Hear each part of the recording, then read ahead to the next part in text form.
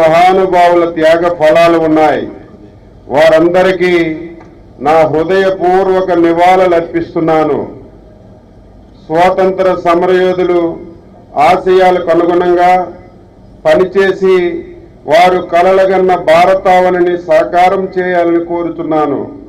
స్వాతంత్రం సాధించి 80వ వసంతంలోకి అడుగు పెడుతున్న సందర్భంగా జిల్లాను రాష్ట్రాన్ని మరింత అభివృద్ధి దిశగా తీర్చిదిద్దుటకు ప్రభుత్వం కృషి చేస్తుంది. రాష్ట్రంలో 1.49 లక్షల కోట్లు సంక్షేమానికి ఖర్చు చేసి మత్స్యకారుల సేవలో, నేతన్న సేవలో తదితర సంక్షేమ పథకాల కోసం ఖర్చు చేశాం.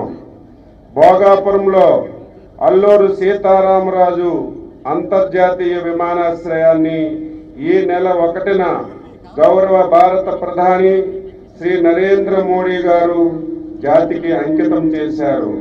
విమానాశ్రయం జిల్లాకు అందుబాటులో ఉన్న కారణంగా జిల్లా పారిశ్రామికంగా పర్యాటక అభివృద్ధి చెంది మన ప్రాంత యువతకు ఉపాధి అవకాశాలు కలుగుతాయి. దివ్యాంగ శక్తి పథకం అర్హత కలిగిన 1.59 లక్షల మంది దివ్యాంగులకు ఉచిత బస్సు ప్రయాణం 18/3/2026వ తేదీన ప్రారంభించి తద్వారా వారి సంక్షేమానికి మరియు ఆర్థిక స్థితిగతులు మెరుగుపరుచుకోవడానికి మరియు కుటుంబాలతో ఆనందంగా ఉండడానికి మా ప్రభుత్వం సుమారు 69.7 లక్షల ఆర్థిక లబ్ధి చేకూర్చుంది. స్త్రీశక్తి పథకం మహిళలకు ఉచిత బస్సు పథకాన్ని గత ఆగస్టు 15వ తేదీన ప్రారంభించాం. ఉచిత బస్సు సౌకర్యం ఉపయోగించుకొని తద్వారా సుమారు 120 కోట్ల రూపాయలు ఆర్థికంగా లబ్ధి చేకూర్చబడ్డాయి. ఎన్టీఆర్ భరోసాలు పంపిణీ చేయడం జరుగుతుంది. ఎన్టీఆర్ పింఛన్ కానుక ద్వారా దీర్ఘకాలిక మరియు తీవ్రమైన వ్యాధిగ్రస్తులకు 10,000 రూపాయలు, 85% కన్నా ఎక్కువ అంగవైకల్యం ఉండి మంచానికే పరిమితమైన వ్యాధి 6,000 రూపాయల చొప్పున ఎన్టీఆర్ పెన్షన్ కార్యక్రమం కింద వీరందరికీ భరోసాని మా ప్రభుత్వం కల్పిస్తుంది.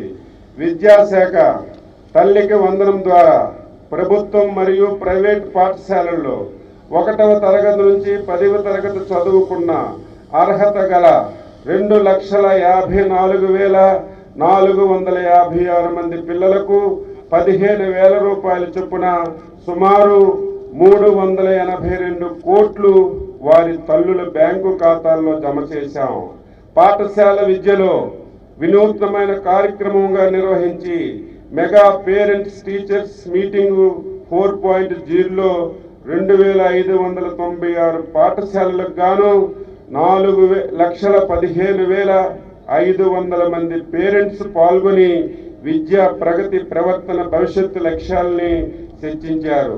36,435 మంది విద్యార్థులకు మరియు 12,000 మంది ఇంటర్ విద్యార్థులకు డొక్కా సీతమ్మ మధ్యాహ్న బడి భోజనం పథకం ద్వారా సన్న బియ్యంతో రుచికరమైన, నాణ్యమైన పౌష్టిక ఆహారాన్ని అందిస్తున్నాం. వ్యవసాయ శాఖ ఆధారపడే చిన్న సన్నకారు రైతు ఆదాయాలను సముచిత స్థాయిలో పెంచుటకు సాంప్రదాయ వ్యవసాయ సాగు నుండి అధిక ఆదాయం వచ్చే వాణిజ్య మరియు ఉద్యాన పంటల సాగు వైపు మలుచుటకు వ్యవసాయ యాంత్రీకరణ, బిందు మరియు తుంపర సేద్యానికి అధిక ప్రాధాన్యత కలిగిస్తున్నాం. ఖరీఫ్ 2026 సాగు విస్తీర్ణం నేటి వరకు 1,35,059 హెక్టార్లు. ఇందులో వరి 1,27,656 హెక్టార్లు, మొక్కజొన్న 6,498 హెక్టార్లు మరియు ఇతర పంటలు 900 హెక్టార్లు సాగు జరుగుతున్నది. ఖరీఫ్ 2026లో మొత్తం 31,885 క్వింటాల నాణ్యమైన విత్తనాలను 5 కోట్ల రూపాయల రాయితీపై 54,191 మంది రైతులకి సరఫరా చేశాం. ఖరీఫ్ 2026లో నేటి వరకు 40,174 టన్నుల ఎరువులు జిల్లాలో సరఫరా కాబడినవి. ప్రస్తుతం జిల్లాలో 23,536 టన్నుల ఎరువులు నిల్వలున్నాయి. అన్నదాత సుఖీభవ, పిఎం కిసాన్ సమ్మాన్ పథకం. ఈ పథకం కింద 2026లో మొదటి విడతగా ఏడాదికి 20,000 చొప్పున 2,79,100 మంది రైతులకు సుమారు 184 కోట్ల రూపాయలు నేరుగా వారి ఖాతాల్లోనే జమ చేశాం. రైతన్న మీకోసం ఎల్నినో ప్రభావం వల్ల కలిగిన పంట నష్టాన్ని నివారించే కార్యంలో భాగంగా వ్యవసాయ సహాయకారుల బృందంతో ప్రతి రైతు పొలం దగ్గరికే వెళ్లి అవగాహన కల్పించడమే కాక ప్రత్యామ్నాయ పంటల సాగుపై తగిన సలహాలు సూచనలు అందించడం జరుగుతుంది. పశు సంవర్ధక శాఖ జిల్లాలో పశు వైద్యం మరియు పశు ఆరోగ్య సేవలకు 300 రైతు సేవా కేంద్ర క్లస్టర్ల ద్వారా అనేక సంక్షేమ కార్యక్రమాల్ని పాడి రైతులకు అందుబాటులో ఉంచడం జరుగుతుంది. మహాత్మా జాతీయ ఉపాధి హామీ పథకం ద్వారా 1394 గోకులములు పశువుల షెడ్లు మంజూరు కాగా ఇప్పటికీ 1163 షెడ్లు పూర్తి చేశాం. పశు బీమా పథకం ద్వారా చనిపోయిన ప్రతి సంకర జాతి ఆవుకు 30,000, ప్రతి దేశవాళీ ఆవుకు 15,000, ప్రతి గొర్రెకి మరియు మేకకి 6,000 చొప్పున 351 మంది రైతులకు పరిహారాన్ని అందించాం. 697 ఎకరాలు భూసేకరణ చేశాం. ఈ సంవత్సరంలో మరో 68 ఎకరాలు భూసేకరణ చేయటం జరుగుతుంది. పలాస డివిజన్లో ఎయిర్పోర్ట్ నిమిత్తం 899 ఎకరాల భూసేకరణ నిమిత్తం పని ప్రారంభించడం జరుగుతుంది. APIAC industrial corridor IT park కోసం మూలపేట పరిసర ప్రాంతాల్లో 5,750 ఎకరాలు భూసేకరణ నిమిత్తం పని ప్రారంభించడం జరుగుతుంది. జిల్లాలో 22A ప్రత్యేక డ్రైవ్ నిర్వహించి 732 మంది దరఖాస్తుల్లో 483 దరఖాస్తులను పరిష్కరించాం. పొరపాటున 22A జాబితాలో చేర్చబడిన 422.26 ఎకరాలు ప్రైవేటు భూములను తొలగించడం జరిగింది. అదే సమయంలో 115.59 ఎకరాల ప్రభుత్వ భూములను 22A జాబితాలో చేర్చి ప్రభుత్వ ఆస్తులని రక్షించాం. శ్రీవాటర్ జాబితా వస్తున్న అక్టోబర్ 3వ తేదీన ప్రచురించబడుతుంది.